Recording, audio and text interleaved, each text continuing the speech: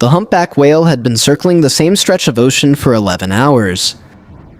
Marine biologist Dr. Maya Reyes watched from the research vessel, her coffee gone cold in her hand.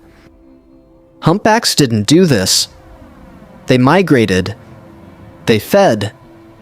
They sang to each other across hundreds of miles. They didn't orbit a single GPS coordinate like something was holding them there. "She's doing it again," called Tomas from the bow, binoculars pressed to his face. Again.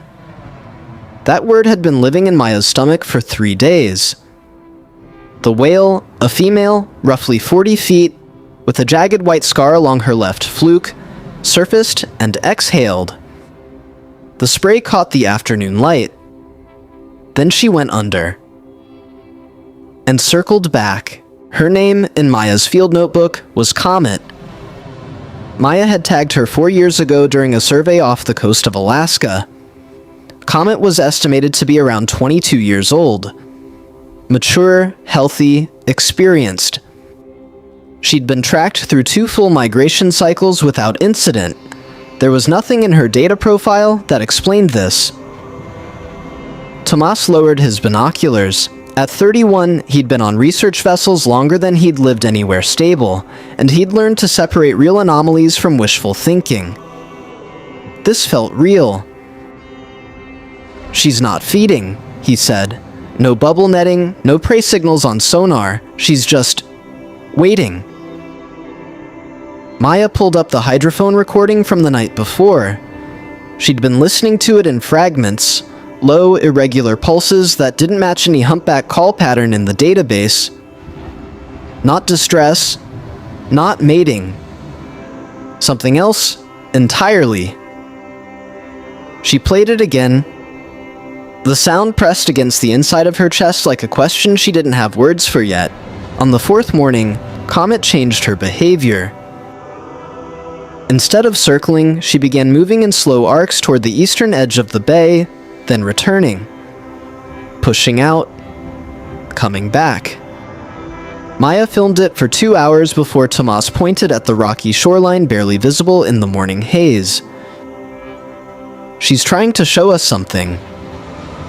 Maya wasn't ready to say that out loud. Marine animals didn't guide humans. That was the kind of story people told when they wanted nature to be simpler than it was. But she ordered the inflatable deployed anyway. They found the calf 40 minutes later. It was wedged in a shallow tidal channel between 2 granite formations, half obscured by kelp, maybe 8 feet long. Alive, but barely moving. Its breathing labored, its small tail barely breaking the surface. A juvenile, weeks old at most. Not Comet's calf. Maya checked the fluke markings on her tablet and felt the ground shift under her. The calf belonged to a whale they'd cataloged as Drift, a younger female, only 9 years old, who had disappeared from tracking signals 18 days ago. Maya sat with that fact for a long moment. A 9-year-old humpback first-time mother was extraordinarily rare. Most females didn't calve until their late teens. The pregnancy itself would have been a biological anomaly. And now Drift was gone, cause unknown, and her calf was slowly dying in a tidal channel, while another whale had spent 4 days refusing to leave. Tomas was already in the water, assessing. The channel was too narrow for the inflatable to enter safely. The calf was weak but not injured. It needed open water, warmth, and something Maya couldn't provide. "She's been guarding it," Tomas said quietly, surfacing. "Look at the kelp pattern. Something large has been pushing through here repeatedly, keeping the channel clear." Maya looked at Comet, still holding her position 50 yards out. Getting the calf out took 3 hours and the kind of controlled chaos that leaves bruises for a week. Maya coordinated with the Coastal Marine Rescue Team over satellite phone, 2 additional divers, a wider inflatable, a portable oxygen unit. Tomas stayed in the water the entire time, hands gentle on the calf's side, keeping it calm and oriented. He had a way with animals that Maya had never been able to fully explain, only rely on.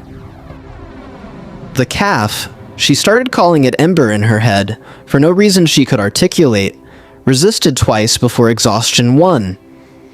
They eased it into open water just as the tide began to turn. Comet moved. Not away. Toward. She approached slowly, surfaced 3 feet from the calf, and went completely still. The kind of stillness that takes up space. The calf's breathing changed almost immediately. Slower, steadier, as if something had been restored that Maya hadn't known was missing. They followed Comet and Ember for 6 days. Comet never left the calf's side. She matched its pace, shielded it on the exposed ocean side during swells, and surfaced in sync with it in a rhythm that looked, to Maya's careful scientific eye, exactly like what it was. Adoption. Documented 3 times in humpback literature, rare enough to matter. On the 7th morning, Maya sat at the stern writing her field notes. She'd been struggling with how to describe what she'd witnessed, not just the behavior, but the 4 days before it. The circling, the sounds, the arcing toward shore. Tomas brought her a fresh coffee and read over her shoulder for a moment. She knew, he said simply. Maya didn't answer right away. She looked out at the water, at the 2 dorsal fins moving in easy parallel toward the open Pacific. She wrote, "Subject displayed sustained goal-directed behavior preceding juvenile rescue. Mechanism, unknown. Outcome, survival." Then she closed the notebook.